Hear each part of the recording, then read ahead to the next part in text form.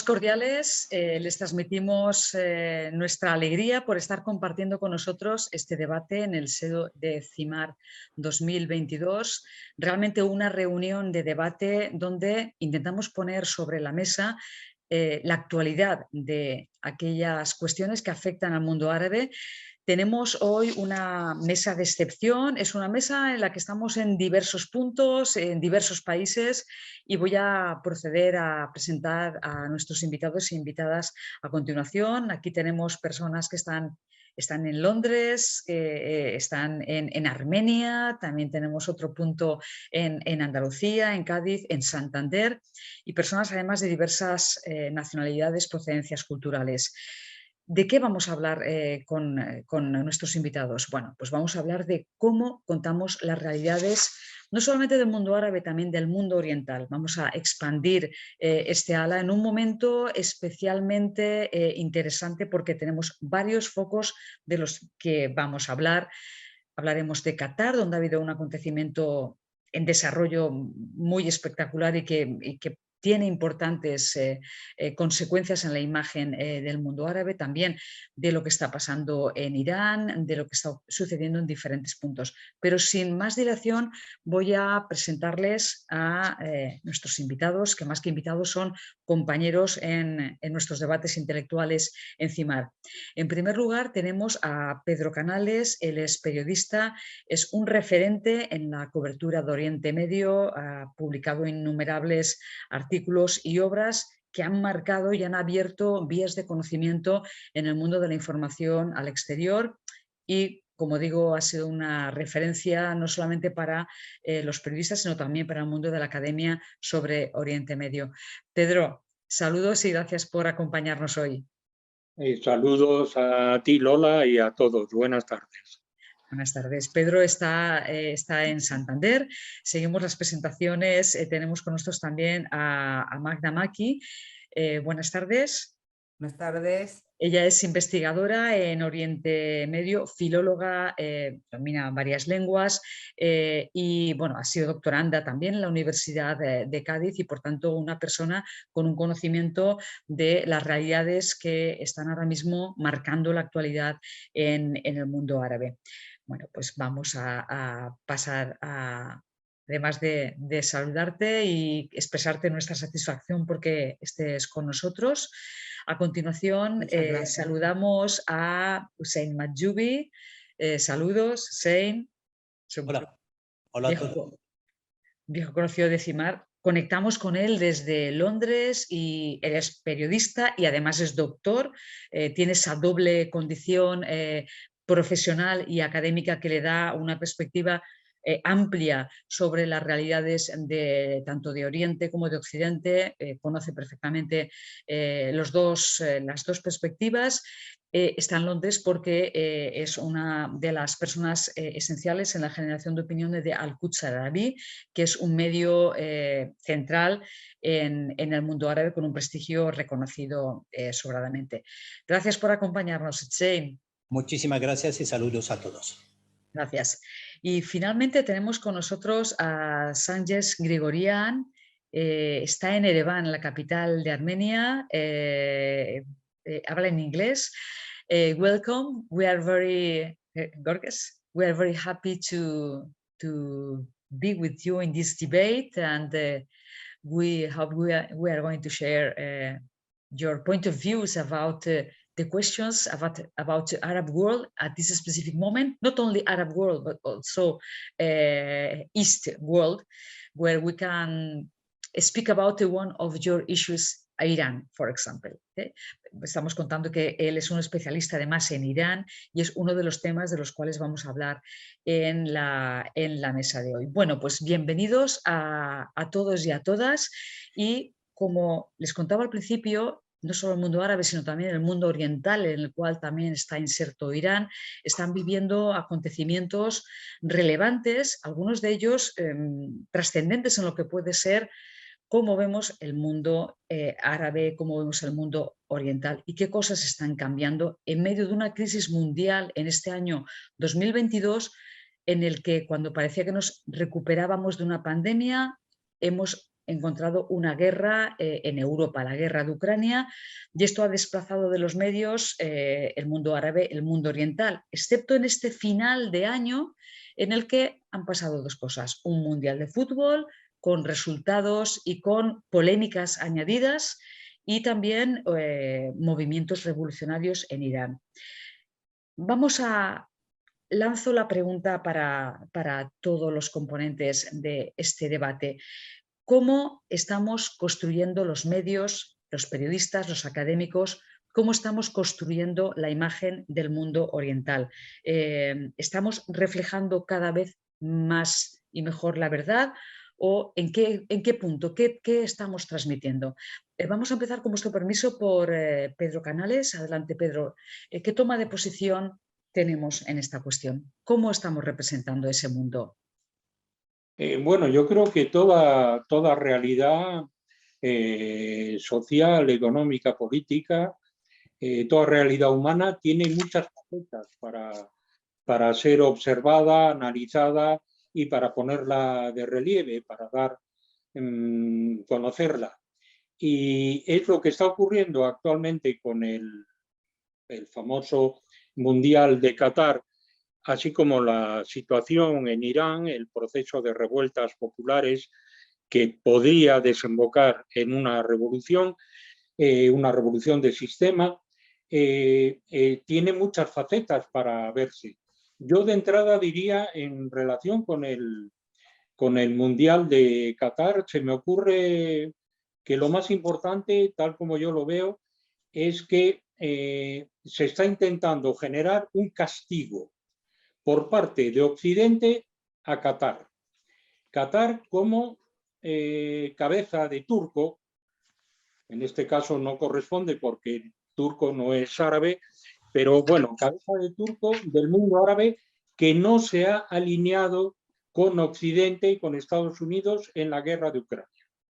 La no participación y el no apoyo absoluto, concreto del mundo árabe en la guerra de Ucrania, en favor de Ucrania, de los aliados, de los suministradores de armamento, etcétera, etcétera, y en contra de Rusia, ha generado un malestar en Occidente que se expresa a través de este castigo que intentan hacer de Qatar. Qatar, en este caso, es un chivo expiatorio, es una cabeza de turco. Muchas gracias, Pedro. Tomamos la palabra, por ejemplo, Magda.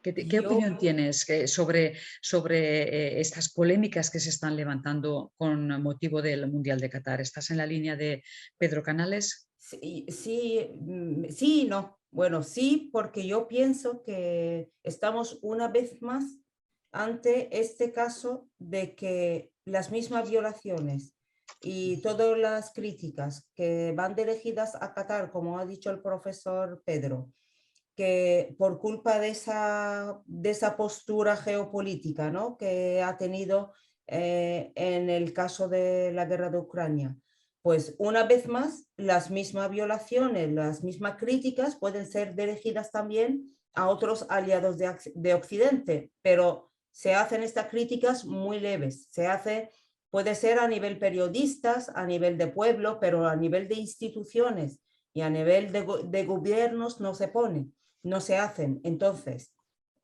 la misma crítica que puede ser dirigida a un aliado, digamos que no se enfoca mucho.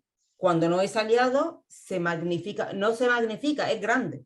O sea, las críticas, por eso digo sí y no, porque las críticas yo creo que son objetivas, pero son objetivas en Qatar y en otros aliados. Lo que pasa que, como ha dicho el profesor, pues cabeza de turco, porque al no ser aliado de Occidente, pues entonces allí se critica mucho más duro. Entonces, no es la primera vez que el mundo occidental colabora, o el mundo entero, en este caso, colabora con un régimen criticable, que no es la primera vez, eso se está produciendo continuamente, pero no es lo mismo que haya una ejecución, por ejemplo, en Qatar, en Irán, que se produzca esta ejecución de activistas en otros países aliados. Se produce continuamente, pero no se habla de ello. I would like to speak now with Sarges. We are talking about Qatar and the controversy about the World Cup football. What's your opinion about the controversy? We are listening about Qatar as a country, and what is your perspective at your opinion? To be honest, I see new changes in regional development in terms of new leaders positioning in these realities. For example, for Qatar, this is new country with its new ambitious leader. I mean, Emir Al Thani is one of the leaders who represents and positioned as a new leader, as a new face of leader. And by the way, I see the same for the example of Saudi Arabia. For example, Mohammed bin Salman, one of the young leaders who positioned as a very ambitious guy with very ambitious interests in this region. So Qatar, one of these countries. And I see very huge experience of Qatar regional influence on regional development. Because if you remember the conflict between Qatar and the Gulf state countries, 2017, the Qatar crisis when began. We see that Qatar started to develop its relations with Turkey and Iran as well. So to not lose its influence, the Qatar and its Emir tried to diversity, look some diversity directions through the regional development. And of course, for football and the World Cup, I think it's some kind of attempt to position like this. And of course, Qatar in the future will use any tools to be much more stronger than other countries in this region. Qatar has very huge ambition, very huge resources, and I think in the future we will see some kind of let me say contradictions at the same time with all countries. For example, we see where the opening ceremony, if you remember, near the Qatar Emir, the Mohammed bin Salman also, no? Sitting. So this is, of course, the sign of, how to say, the warm relations, but at the same time, it is the sign of contradictions. Because in the future, we will see the conflict between Qatar and Saudi Arabia at the same time. And of course, Emirates. In this way. So new leaders, new generation. By the way, we can't see these kind of changes in Iran because Ali Khamenei is very old one, and they still trying to find some person who could be the successor of Ali Khamenei. But it is not. I think it's a long process, and Gulf countries, especially Qatar, have passed this phase, and we will see new Qatar and new Gulf countries in the future, regional and global development. Thank you very much, Sargis. Intento hacer un resumen que hemos escuchado todos. Qatar es un nuevo liderazgo, es un país que está cogiendo fuerza, tiene muchos recursos, pero además también está teniendo una política de expansión y también plantea una situación contradictoria también a la que hace referencia el profesor Sargis. Y entre sus pronósticos estaba haciendo referencia a que habría un enfrentamiento de cara al futuro, de cara a la evolución de los hechos entre Qatar y Saudi Arabia y Emiratos Árabes.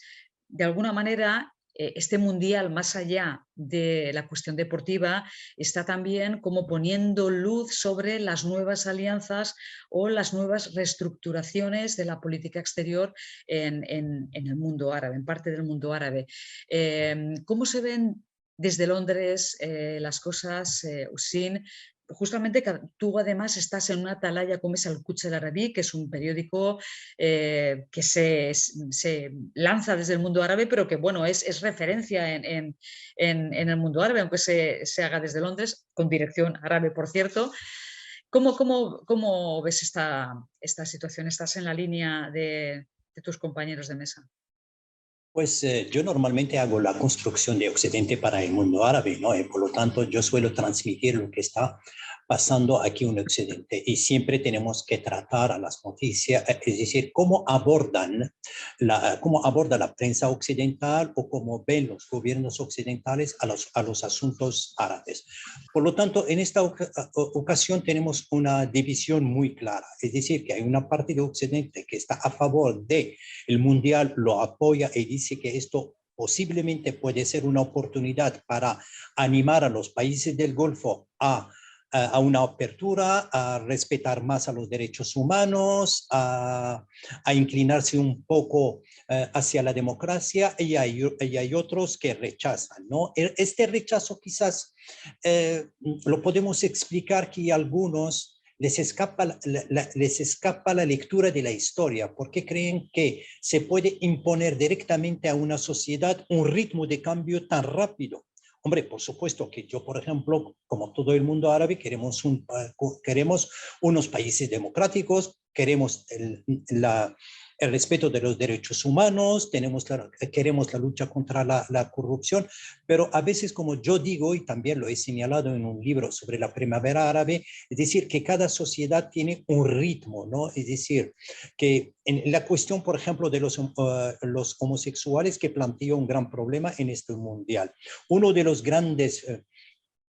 de las grandes figuras del periodismo aquí en Gran Bretaña dijo que cuando Gran Bretaña organizó el Mundial de 1966, la homosexualidad era castigada en este país, ¿no? Y por lo tanto tenemos que ir gradualmente con las sociedades. En general, nosotros no tratamos Occidente como un bloque, sino como diferentes visiones. Hay algunos que, vamos a decirlo, que apoyan a la corrupción en el mundo árabe, y basta decir que hay países occidentales que nunca han cuestionado, por ejemplo, los fondos que se roban del mundo árabe y que se depositan en los bancos occidentales. Hay otros como la sociedad civil, como Amnistía Internacional, como Human Rights Watch, como los partidos verdes, algunos de la izquierda, que sí que defienden el mundo árabe. Por lo tanto, tenemos diferentes opiniones, tenemos diferentes visiones, y nosotros siempre intentamos transmitir esta diversidad que hay en Occidente, y que Occidente no es un solo bloque en su visión hacia el mundo árabe y musulmán. Gracias. Muchas gracias. Además de esta referencia a Qatar, el Mundial está teniendo realidades deportivas, pero que están extrapolando y dando otras claves, ¿no?, que pueden cambiar la percepción del mundo árabe. Por ejemplo, el equipo de Marruecos, que está teniendo una extraordinaria actuación, y esto trasciende más allá del resultado deportivo. ¿Qué sensación os da, qué sensación les da ver con una competición deportiva por primera vez? Es cierto que se hace en un país árabe. También tenemos a un equipo árabe que está en igualdad de condiciones competitivas, al menos al nivel de resultados, sin ninguna duda, con los tradicionalmente líderes. Esto psicológicamente, ¿qué efecto tiene lo que es un simple resultado deportivo? ¿Qué efecto psicológico tiene en la percepción de los árabes en el mundo occidental? ¿Cómo veis que se está recibiendo? Pedro, ¿qué te parece? Tú que eres un periodista que bueno, conoces muy bien la textura también de la población española, por ejemplo, que bueno, está un poco sorprendida por el resultado deportivo, pero esto cambia también, nos ayuda a ver a los árabes de otra forma. Sí, efectivamente. Primero, a verlos con unas cualidades técnicas, deportivas y cualidades humanas muy, muy desarrolladas, muy expresivas y que tienen un impacto en la opinión pública.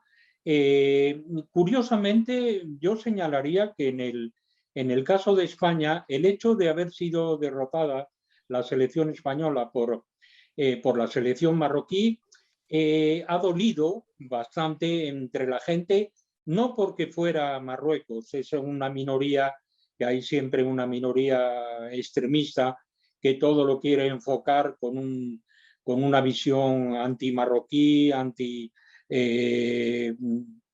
contra los moros, como se decía aquí, o que se sigue diciendo, sino que lo han visto como el hecho de no pasar a los cuartos y a las semifinales para España ha sido un poco doloroso para la gente que ayuda, que apoya al equipo. Pero una vez pasado el primer susto, yo creo que ha valorizado mucho el hecho de que haya sido Marruecos, con quien la relación del pueblo español, el pueblo marroquí, es muy compleja, muy profunda y muy diversificada, en muchos aspectos ambigua.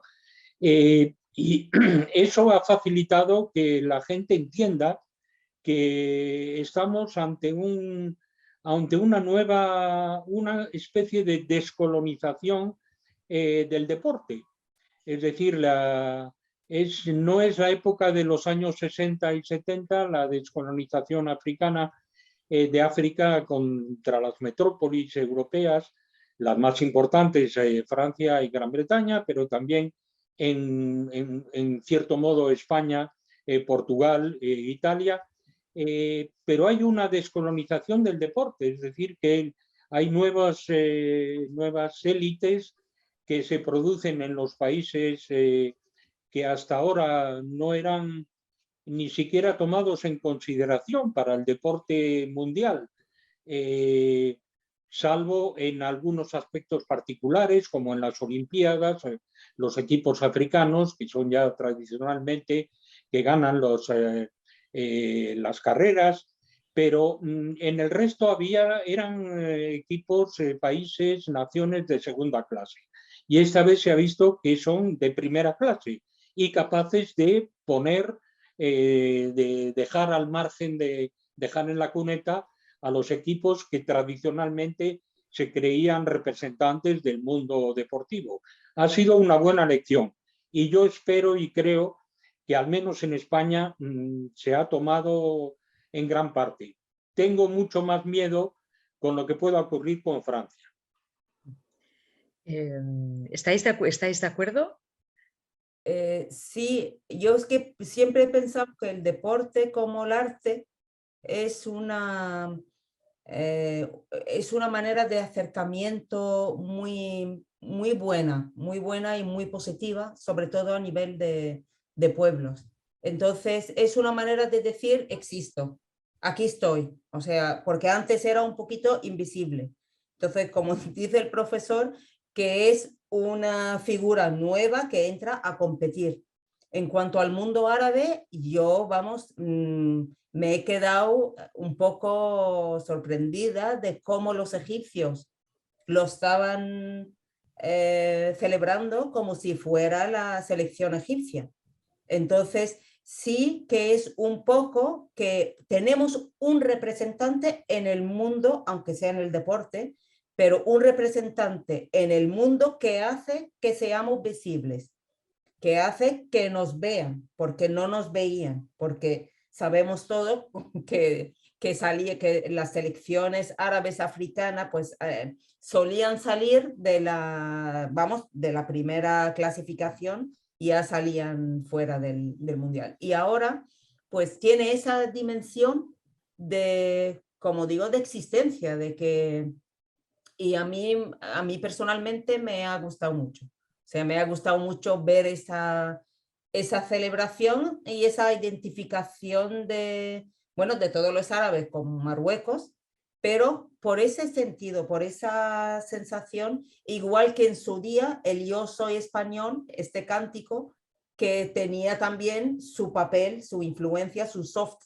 power, como lo llamamos en geopolítica, para el tema del independentismo y todo eso. Entonces, yo pienso que sí que es muy positivo. A mí, vamos, me ha hecho feliz el hecho de que haya llegado hasta donde ha llegado. Zain, tenemos la misma opinión. ¿Qué supone esa conexión del mundo árabe con la selección marroquí y con esa euforia que hemos visto en las imágenes de los partidos? Pues mira, yo he publicado varios artículos sobre este mundial, ¿no? Pero siempre desde una perspectiva sociológica y política. Por ejemplo,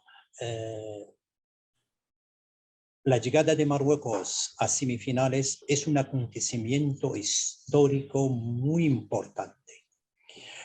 Por eso la prensa occidental, y sobre todo Estados Unidos como New York Times, dijo que ahora el mundial tiene un sentido porque hay un representante de un continente muy grande que es África. Es celebrado por todos los países de África, del mundo árabe, de Asia, e incluso varios europeos están aplaudiendo, ¿no? Yo puedo decir de una forma indirecta que incluso el entrenador Luis Enrique le interesaría mucho que Marruecos gane, ¿no? Y lo ha expresado de una forma indirecta. Pero yo lo traté, como yo dije, de una forma diferente. Por ejemplo, yo digo, hay un debate actualmente en Marruecos sobre la victoria de Marruecos y se plantea en claves políticas y dicen, esto es un trabajo del gobierno o del Estado en general o porque tenemos jugadores que están jugando en las grandes ligas europeas. Bien, entonces, si nosotros hemos avanzado en el fútbol, ¿por qué no vamos a avanzar en otros campos como el desarrollo humano?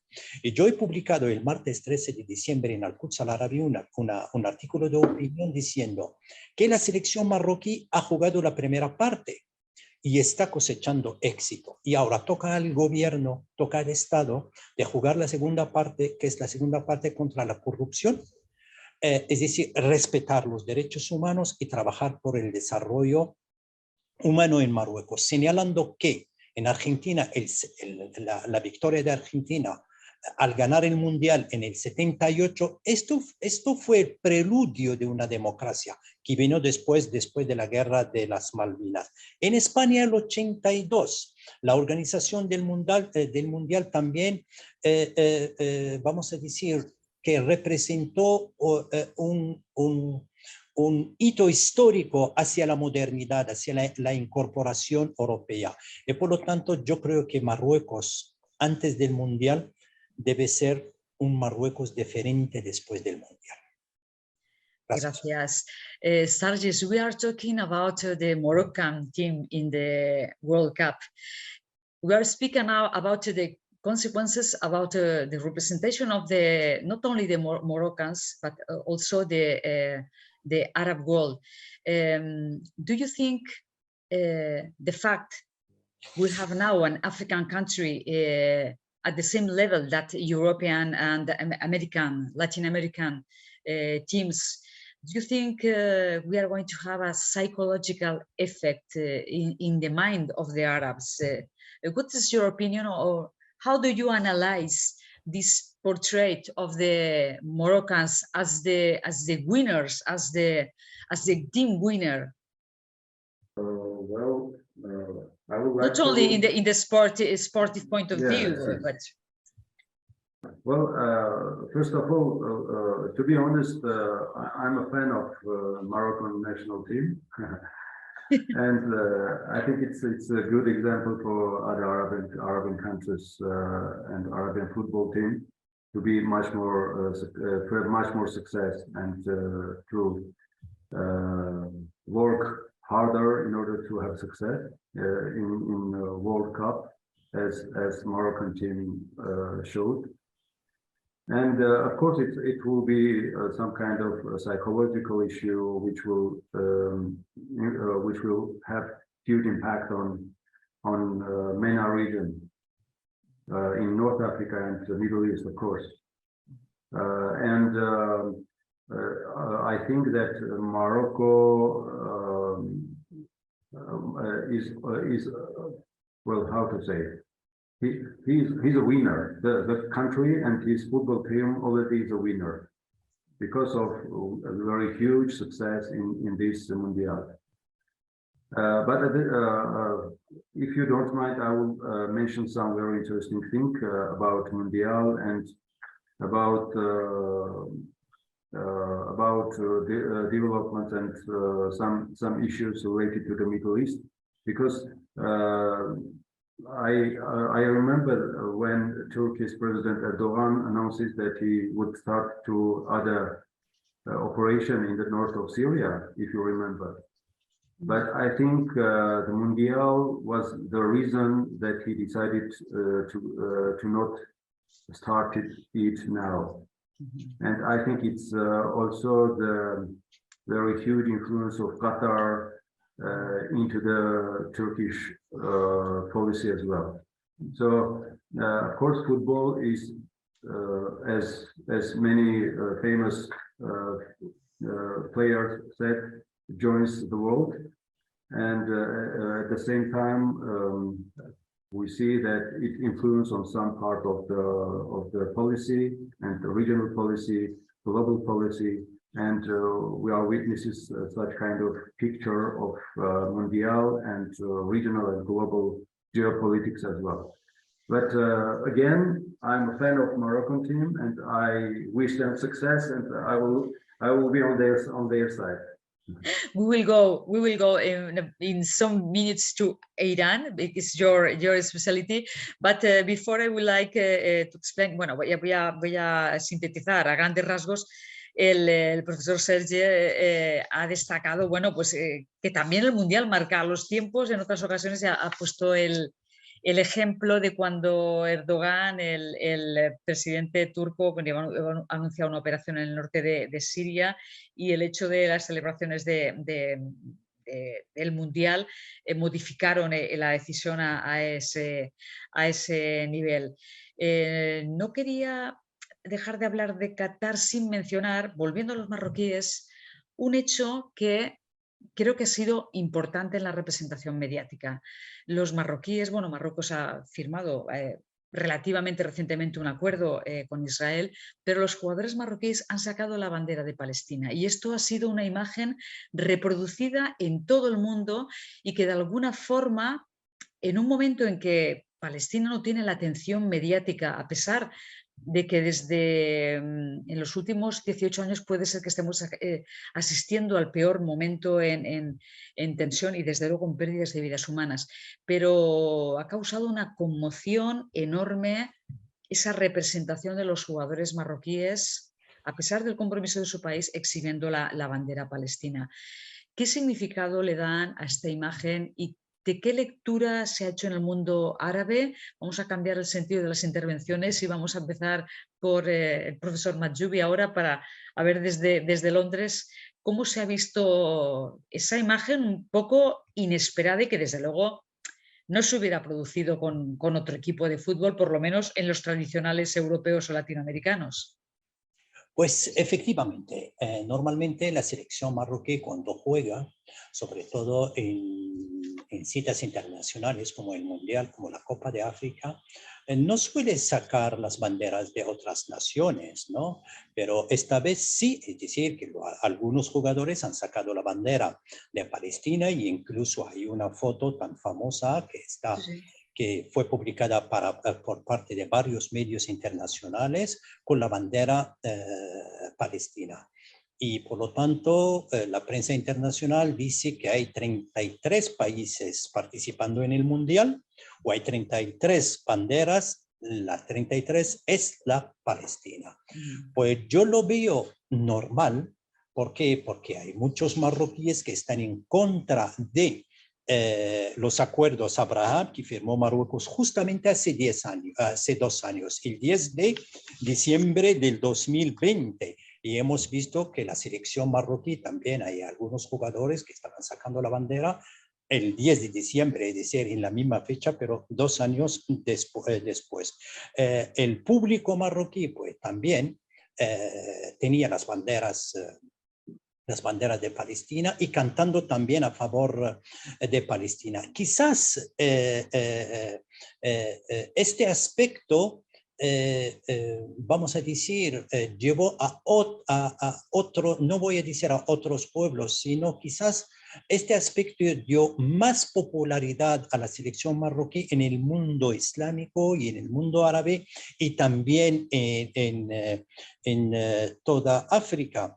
Yo he leído la prensa israelí estos días y la verdad que está muy preocupada porque dicen que Israel lleva años y años y años trabajando por la normalización con los países árabes, sobre todo con un país muy importante como Marruecos debido a la comunidad judía en Israel, ¿no? Y la importancia de Marruecos porque preside el comité del Quds y de repente pierde Israel todo, y esto gracias a un jugador que levantó una bandera y le siguieron los otros jugadores. Yo creo que lo de la bandera palestina dio, vamos a decir, mucha popularidad a la selección marroquí en el mundo árabe y está bastante muy bien vista por la opinión pública en el mundo árabe y en el mundo musulmán en general.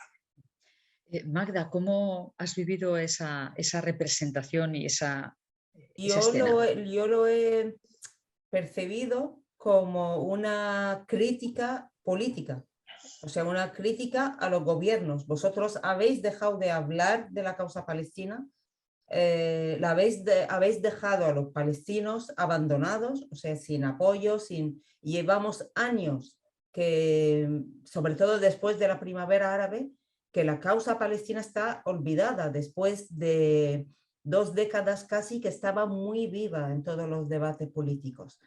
Entonces, yo la he tomado como una reivindicación, una llamada a la atención a la causa otra vez y una crítica a los regímenes políticos que han abandonado esta causa. Un recordatorio. Y efectivamente ha sido un símbolo muy importante. La gente, o sea, el mundo entero se ha fijado más en la bandera palestina que en la misma marroquí. Sí. Entonces, ha sido un detalle muy bonito, la verdad, emocionante. Pedro, ¿qué trascendencia o qué sentimiento tuviste como periodista? Porque aquí hay 2 niveles, el impacto como informador con mucha veteranía y el impacto también como analista y como también académico que eres y como intelectual.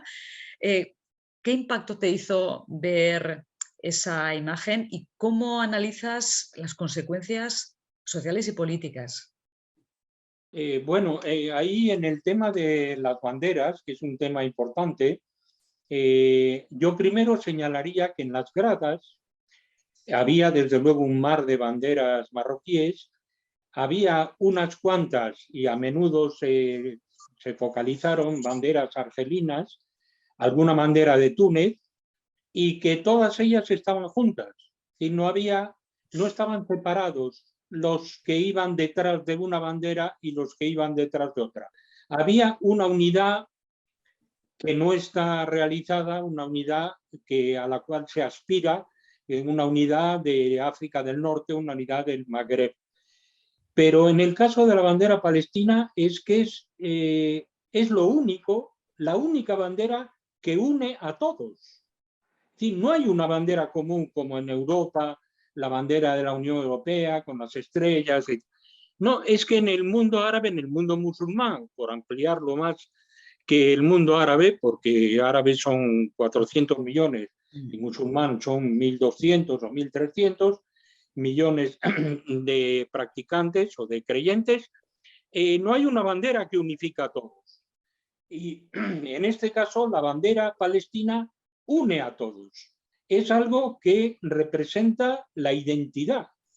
Y yo creo que no había pienso que no había una intencionalidad crítica, política, por parte de los jugadores, aunque cada uno pueda tener sus opiniones, algunos lo han manifestado, pero que en conjunto era una manera de mostrar lo que hemos dicho antes. Aquí estamos los musulmanes, aquí estamos los árabes, los que nos habéis dejado de lado, ahora estamos aquí. Y nuestro símbolo unitario es Palestina. Es una lectura bastante sintética y muy significativa. Como el tiempo avanza, vamos a irnos un poquito más hacia Oriente, porque hay otro foco informativo coincidente con la celebración de nuestro congreso, que es Irán. Vamos a la parte oriental, Irán, que es un país no árabe, pero es un país también con mayoría musulmana. ¿Qué está pasando en Irak, en Irán? ¿Qué noticias nos llegan? Existe mucha confusión, solamente existe la evidencia de que ha habido pérdidas de vidas humanas. ¿Están produciéndose cambios significativos? ¿Cómo estamos representando a los iraníes? Vamos a hablar con el profesor Sarges. We would like to know your point of view about what is happening right now in Iran. We have a lack, especially in the West media, a lack of real information. We have some pictures, especially about the losses of lives of the women, but you're an expert in that country. What is happening there and what are the consequences? Maybe we are in front of a very important political change, or please, what's your opinion? Le preguntamos su opinión sobre los cambios. Thank you for this question. Of course, it is very complicated to understand what is going on in Iran because of little information, you said. But if we look at the geography of the protests, we can see that the most massive demonstrations taking place in such provinces as Kurdistan, where Mahsa Amini is born, Sistan, Balochistan, and western eastern Azerbaijan. This is the very, difficult provinces of Iran in terms of independence, in terms of protests, etc. So the expression of mass demonstrations is not something extraordinary to Iran, but rather, on the contrary, one of the forms of social activity, because we see this kind of process during the last 15 years, maybe, in the history of Iran. Despite the fact that the peak of the protest, in my view, has now passed, but instability in different parts of the country remains. And arrests and deaths of protesters provoke new wave of demonstration. And the protesters themselves are becoming more and more radical, in my view. And some Iranian political and religious figures are debating the use of death penalty against arrested protesters. And some of them have separately criticized death sentences for arrested protesters in recent days. This criticism over the death penalty represent yet another issue dividing parts of the political and religious establishment of the protest crackdown. And the ineffectiveness of the regime protest crackdown has allowed and encouraged some in the political and religious establishment to criticize and debate more openly. So many protesters, especially the Iranian youth, which we can see, have repeatedly expressed their readiness to die fighting the regime, reflecting its failure to deter demonstrations. So we have some experts also who think that there will be no changes in Iran in the short-term future. This is for response to your question, what should be, if there will be some changes or not. I think it is impossible to fully change power in Iran, even by a coup from the top of the military political wing. This is an expression of a unique socio-political system, in my understanding. And giving some assessments of what's going on in Iran, well, in my view, actions are not becoming massive, but daily and with a wide geography. And it is very, creates some serious situation in Islamic Republic of Iran. And 2 months ago, when the demonstrations just started, Iranian authorities tried to stop them with mass pro-government, anti-Israeli, and anti-American demonstrations. But the problem is that it becomes difficult to react every time. So in this situation, Iranian authorities seem to be taking a balancing approach and decided to win over the internal opposition and moderate politicians. In particular, recently, if you know, newspapers close to the Islamic Revolutionary Guard Corps and conservatives have somehow began to speak positively about opposition figures, especially about Khatami. You know, he is a very reformator and he's a very moderate person in Iran. And if it is true that the current Iranian authorities are trying to involve internal opposition in a dialogue, it means that first, they still realize the key problem, I mean, Iranian current authorities. They have low legitimacy and the inability to have a normal communications with the public, with the population of Iran.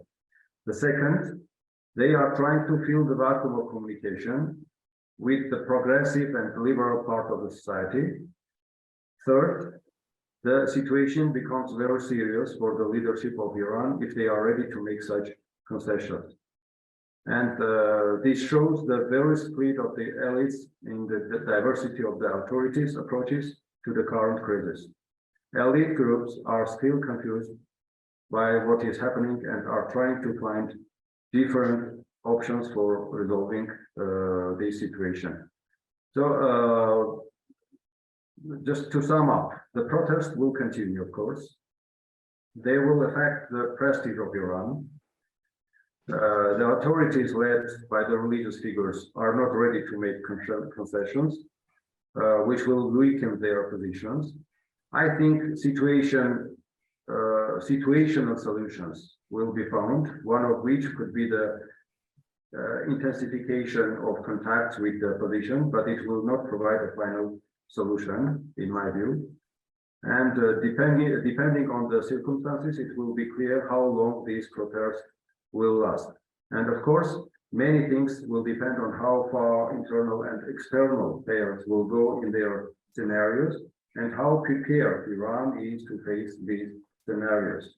So far, the authorities are still not sure how to resolve it, and attempts to organize a dialogue are too cautious, and it is not certain what it will work. Bearing in mind all above mentioned, it can be stated that the crisis in Iran is far from being resolved. This is my opinion. Thank you very much, Sarges, profesor Sarges, de la Universidad de Armenia. Sintéticamente ha reconocido, bueno, las dificultades que tenemos, no solamente en Occidente, también en Oriente, para saber datos claros de qué está pasando en Irán, pero sí que ha señalado el profesor Grigorian que las manifestaciones principales se dan en determinadas zonas, tales como Kurdistán o algunas provincias, ¿no? Ha destacado también las muertes de las chicas, pero también ha destacado la posibilidad de que continúen las protestas, que se extiendan las protestas, aunque reconociendo las dificultades de introducir cambios en un país como Irán, con lo cual también el pronóstico de nuestro profesor en la Universidad de Ereván es que el prestigio de Irán continuará estando afectado y continuarán habiendo interferencias también de la política exterior, especialmente por la relación tan delicadísima que hay con Israel. ¿Qué les parece al resto de nuestros compañeros en la mesa. Hussein Majdubi, ¿cómo se ve esto desde Londres, desde la isla? Esas imágenes de las mujeres que han muerto hoy también esta semana también nos ha llegado la noticia de una segunda ejecución. ¿Cómo se ve? ¿Qué está pasando? ¿Por qué tenemos tan poca información y por qué tenemos esa información tan, digamos, tan poco contextualizada? ¿Cómo se ven las cosas desde Londres? No solamente desde Londres, sino también del mundo árabe y en general la opinión pública internacional. Ve en lo que está pasando en Irán, es como una primavera árabe al estilo iraní, ¿no? Porque la gente ahí está harta de un régimen que incluso controla la vida entera de un pueblo, y no hay libertades, no solamente de expresión, libertades individuales. Es cierto que Irán es un país que está avanzando y lo estamos viendo a nivel de la industria, sobre todo la industria militar, ¿no? Y en otros campos, pero en el campo político no está avanzando. Yo estoy viendo, y también algunos artículos de opinión en Gran Bretaña y también en el mundo árabe, que quizás Irán está pasando por una situación semejante a la de la Unión Soviética, ¿no? En los años 80.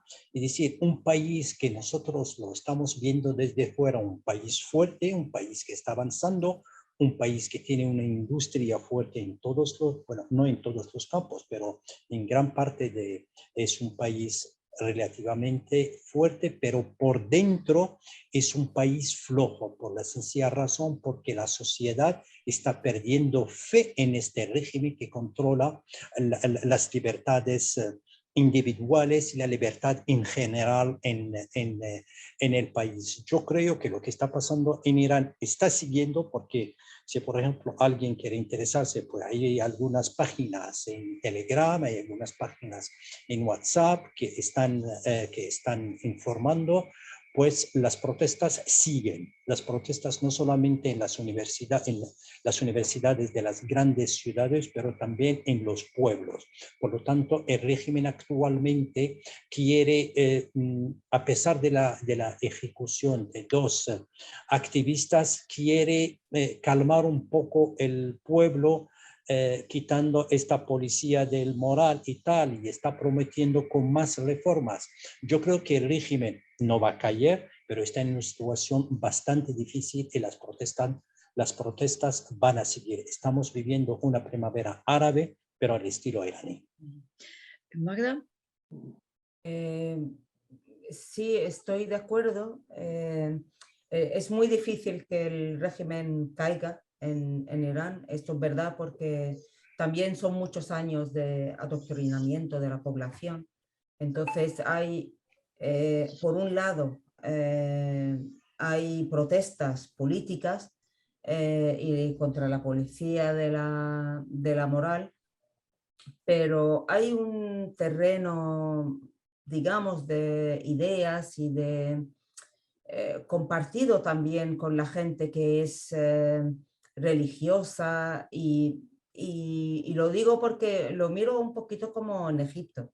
Entonces, sí se critica a un líder islamista, pero hay terrenos, algunas ideas, algunas que no, que es muy difícil que caiga, porque el cambio tiene que ser mucho más profundo que esto. Pero sí sería, yo creo que sí les va a obligar al régimen a introducir algunas innovaciones, algún desarrollo, o sea, va a ir abriendo un poquito algunas libertades, porque no hay más remedio. O sea, yo creo que un régimen en general, el islamismo como poder político, yo creo que está destinado a desaparecer, pero va a tardar mucho. O sea, es un proceso, va a ser muy largo. O sea, no se va a conseguir, no creo que se consiga con unas protestas, o igual que, que pasó en la primavera árabe, que sí, que aunque cayeron los regímenes que estaban, pero ahí lo que llamamos el estado profundo es muy profundo y muy fuerte. Entonces, este es un proceso de, como no se meta por la educación, o sea que, pero sí les va a obligar al régimen seguramente a abrirse un poco, a introducir mejorías, sobre todo que ya Irán había dado un paso al frente en el aspecto del tema nuclear, o sea, ya tenía un acercamiento con Estados Unidos, algunos acuerdos. Bueno, yo espero que esto salga adelante y espero que no paren las protestas. Mantener un poquito el pulso. Sé que la gente seguramente lo está pasando mucho peor de lo que estamos viendo, aunque estamos viendo imágenes muy duras, pero seguramente sobre el terreno, en esa falta de transparencia, que no nos enteramos de todo, pero no nos enteramos de todo desde hace años. Entonces, espero que sigan allí, sobre todo las mujeres, porque mujer y libertad, que son dos conceptos muy unidos, que no se puede conseguir uno sin el otro, o sea que, bueno, ellos lo saben, por eso ellos han llamado estos movimientos, esa falta de respeto al hijab, ¿no?, al velo, como lo llaman, violación al velo, porque el velo es un símbolo muy importante para todos los islamistas, porque es lo que, digamos, es como una bandera que llevan todas las mujeres. Entonces, el hecho de que se lleve el velo quiere decir que ellos son, en cierto modo, los representantes reales del pueblo, aunque no haya democracia. Pero es la imagen que siempre el poder islamista quiere reflejar, que si hay muchas mujeres con velo es porque ellos son los representantes reales del pueblo. Entonces, por eso creo que la batalla del velo va a ser siempre muy dura. O sea, un islamista se aferra al velo como si fuera una cuestión de vida y muerte. Y así fue también en Egipto. Pedro Canales. Sí, bueno, yo creo que en el tema de Irán, que es de actualidad, coincido con todos los compañeros que han intervenido, de que primero que tenemos muy poca información real y verificada de qué es lo que está ocurriendo. Solamente nos llegan a través de las filtraciones que vienen de dentro o bien de fuentes que a veces no son lo fiable que deberían ser. Tenemos poca información, pero lo que sí está claro es que hay una revuelta interna liderada por una minoría en determinadas regiones, como decía el profesor Armenio, más en unas regiones que en otras, y de esa minoría quien está enarbolando la bandera de la revuelta y del rechazo a toda imposición contra natura, nunca mejor dicho, son las mujeres. Yo creo que están escribiendo una página heroica en la historia de Irán. Dicho esto, hay una cuestión, es si la revuelta puede transformarse en revolución o no. Es decir, si puede cuestionar el sistema. Y coincido también que es muy difícil el cuestionamiento del sistema. Del sistema porque tiene pilares religiosos. Si fuera un sistema político es más fácil. Depende de luchas políticas y al final puede depender de que un sector del ejército o de la inteligencia pueda imponerse y ver que por ese camino no se llega a ninguna parte y dar una especie de golpe blanco, golpe de Estado, como lo quieran llamar. Pero es que no es el caso de Irán, porque los pilares del sistema son religiosos. Lo que me llama la atención es que sean precisamente los clérigos chiitas más conservadores quienes persigan a las mujeres, porque la legitimidad histórica del chiismo viene de una mujer, que es la hija del profeta, de Fátima. Si no fuese por Fátima, no habría el chiismo que son los seguidores de su marido, que era Ali. Eso ya me llama la atención, lo cual muestra que es una casta religiosa con pies de barro. Lo que está haciendo no es un problema religioso, es un problema de índole política, porque quieren mantenerse en el poder, mantenerse en el sistema y dominar. Es muy difícil que eso se cuestione. Con manifestaciones es complicado. Yo recuerdo en mis años jóvenes, todavía estaba el Shah, que teníamos muchos contactos con la disidencia iraní en Europa. Había, solamente en Italia y en Alemania, se calculaba que había unos 8.000 estudiantes iraníes, todos ellos de alta formación, ingenieros, técnicos superiores, graduados en las mejores universidades, y todos eran de tendencia anti-sistema, contra el sistema del Shah. Esa misma gente volvieron, muchos, no todos, pero muchos volvieron a Irán y han constituido el aparato en el cual la minoría religiosa que estaba exiliada y que nunca había pensado que llegaría al poder y que llegó a través de una maniobra entre Estados Unidos y Francia con el Ayatollah Khomeini, que llegó al poder y suplantó a los que realmente deberían constituir el nuevo Irán.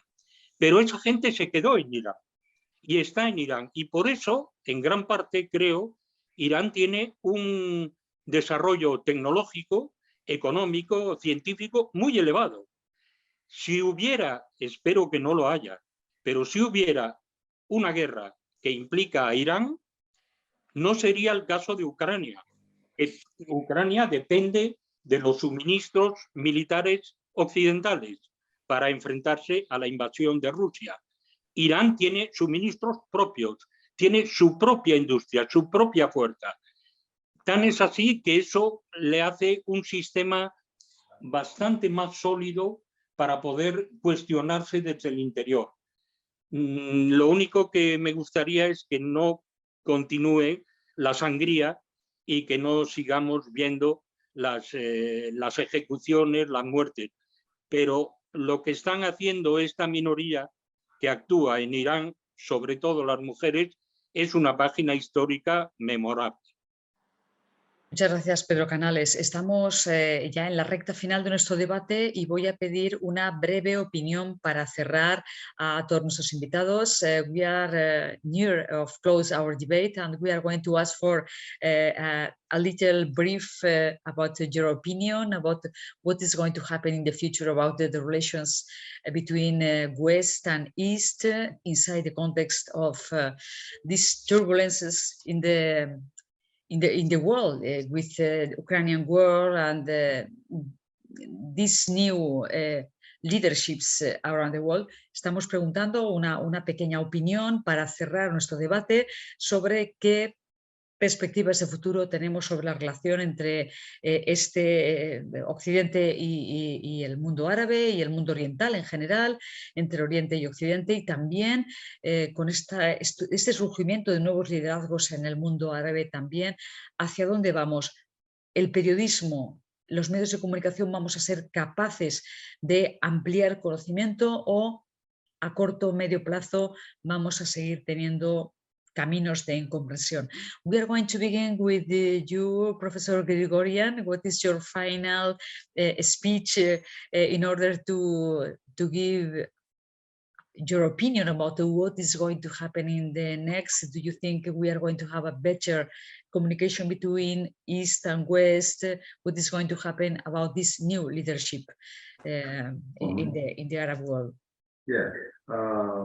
You know, after 9/11, 2001, there have been some changes in the policies of regional countries and manpowers in this region, I mean in Arabic world. And in my view, the United States of America changed its policy and now changing its policy because the United States of America doesn't force its model. I mean, democracy, system of values, but at the same time, Americans trying to introduce democracy through dialogue and collaboration. We can witness it when we see the complete withdrawal of U.S.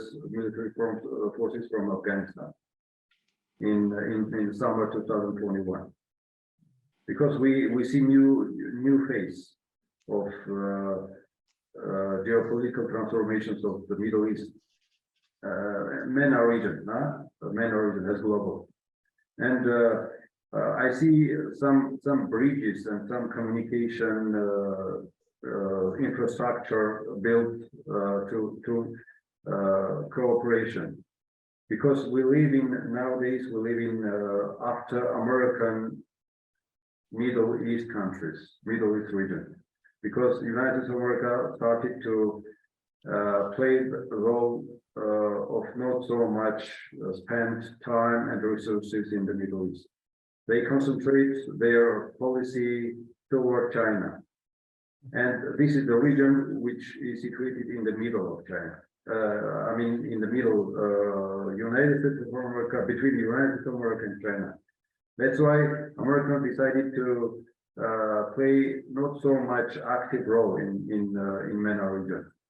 And this is the huge opportunity, I mean, for regional countries to create some new infrastructure, some new bridges to communication. But we have many threats, coming from this region. For example, Islamic extremism. For example, many unsolved problems. For example, Palestinian problem, which is also changing in terms of some key Arabic countries' behavior toward Israel, for example, Arabic Emirates and Bahrain, etc. And in my view, the key of the solutions of this problem in this region is, in the Middle East and in the countries who are situated in the Middle East. And Armenia also, Armenia is situated not so far from the Middle East. We're near the region, and any processes is reflecting to Armenia as well. So we also focus on situation in the Middle East. We have many Armenian communities living there. Like we talk about Armenians living in Egypt, but we have many Armenians living in Syria, in Lebanon, in Persian Gulf countries. And so it is very important issue for us as well. So in my understanding, the key is in our hand, and we have to use it in order to have clear and stable picture and predictable regions in MENA region. So this is the conclusion. Thank you very much. El profesor desde Ereván ha vuelto a poner en valor la importancia de la política norteamericana en la zona, y que también es importante. Bueno, Armenia no es un país árabe, pero está en el contexto oriental y por tanto está bajo las influencias de los acontecimientos que puedan acontecer. Magda, ¿cuál sería tu conclusión, tu palabra final para cerrar este debate? Yo pienso que este sistema mundial va a llegar a su fin. Este sistema de Guerra Fría, de naciones ganadoras de la Segunda Guerra Mundial, con un veto, o sea, este sistema yo creo que ya va a llegar a su fin, y que se va a crear un nuevo sistema internacional en el que no va a ser suficiente que tenga uno petróleo para, digamos, escaquearse del tema de los derechos humanos, y pienso que sí que se va a establecer unos límites y unas nuevas formas de presión a las dictaduras, que va a ayudar a que no se vuelva a permitir que haya un dictador que tenga una nación entera secuestrada. Lucien Majoubi, tu pronóstico. Pues mira, yo veo un poco con preocupación el futuro de las relaciones entre Occidente y el mundo árabe. La semana pasada estaba viendo una entrevista con con el ex asesor de François Mitterrand que se llama Maurice Montagny. Acaba de sacar un libro muy importante que se llama Les autres ne pensent pas comme nous, es decir, los otros no piensan como nosotros. Y dice que el establishment occidental actualmente quiere construir un nuevo bloque que es el bloque de la democracia, dividir el mundo entre los países democráticos y los países no democráticos. Y por lo tanto, nosotros estamos viendo que algunos países árabes, como el caso de Egipto, Arabia Saudí, incluso los Emiratos Árabes y tal, están inclinándose hacia China y hacia Rusia. Basta de señalar la cumbre que se celebró hace pocos días en Arabia Saudí entre China y el Golfo Pérsico. Cada vez el mundo árabe se está distanciando, me refiero a nivel de regímenes, ¿no? De Occidente. ¿Por qué? Porque no quieren una apertura democrática, no quieren los derechos humanos, quieren seguir disfrutando de los bienes de las patrias y no quieren recibir la presión desde Occidente. Para medir geopolíticamente las relaciones occidentales, siempre hay que ver los contratos de armamento y por lo tanto actualmente el mundo árabe se inclina por China, se inclina por Rusia y esto significa un contrato de armamento, significa una alianza política en las relaciones internacionales en el futuro. Por eso yo veo que vamos a vivir otra nueva, ¿cómo se dice? Una falla, ¿no? Entre el mundo árabe y el mundo occidental y siempre a nivel de los regímenes y por lo tanto la lucha por la democracia depende esencialmente de los pueblos árabes que tienen que luchar y no esperar un regalo de nadie. Muchas gracias. Pedro Canales, cerramos el debate. Sí, bueno, es difícil pensar qué es lo que puede traernos el mundo, ya no solamente en 10 años o en 20, en el año que viene. Pero yo creo que la multipolaridad es inevitable. El hecho de el mundo unipolar o bipolar, como en tiempos de la Guerra Fría, unipolar que ha sido desde principios de los 90 hasta actualmente, con la potencia hegemónica mundial que lo es, que son los Estados Unidos, que tiene más presupuesto militar que el resto del planeta juntos, incluido China, que tiene un presupuesto importante. Ese mundo está condenado a desaparecer, pero es muy complicado eso, porque hay unas trabas enormes para que pueda crearse que el mundo, tercer mundo o cuarto mundo o quinto mundo puedan emerger y participar en la toma de decisiones a nivel internacional como corresponde. Yo no creo en la reforma de la ONU, como se dice, reformar el Consejo de Seguridad, cambiar esto, cambiar lo otro. Eso me parece que es inviable y que es un poco comer la pescadilla que se muerde la cola. Es decir, no sabes dónde empieza la cola y dónde empieza la cabeza. Enredar las Naciones Unidas en temas de eso, al final no va a llegar a nada. También cambiar el sistema es complicado porque actualmente todo el sistema mundial económico, que la economía es el nervio de la guerra y es el nervio del desarrollo, el sistema mundial económico depende del dólar, depende del Fondo Monetario, del Banco Mundial y de las instituciones del Tesoro norteamericano. Y eso es el dólar. El dólar es un patrimonio con el cual se mide todo. Se mide el petróleo, se mide los granos, las semillas, las materias primas, las deudas de los países, todo está fijado ahí. Cambiar eso va a ser muy complicado. Es cierto que hay nuevos polos en desarrollo, los BRIC, esta reforma de los BRIC que quieren ampliarlo a otros países, tiene importancia y será necesario que salga adelante, pero va a costar unos cuantos años y lo que yo temo es que va a costar todavía sudores y alguna guerra.